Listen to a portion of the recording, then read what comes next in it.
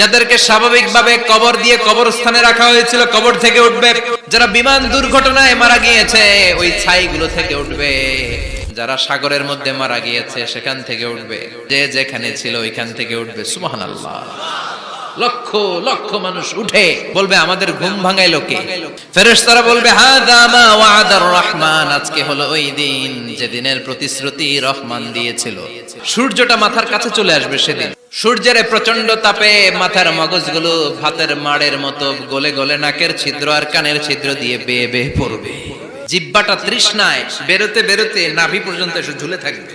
মা তার মেয়েকে দেখে দৌড়ে পালাবে, বাবা তার কলিজার টুকরা ছেলেরে চিনবে না। ও আয়েশা, দিনটা এত ভয়ঙ্কর হবে, বাঁচাও বাঁচাও ইয়া নফসি ইয়া নফসি বলে একবার ওই বিপদের দিনে মানুষ যে আকাশের দিকে এরকম তাকাবে, কার গায়ে জামা আছে কার গায়ে জামা নাই, ওই কথা মুহূর্তের মধ্যে ভুলে যাবে রে আয়েশা।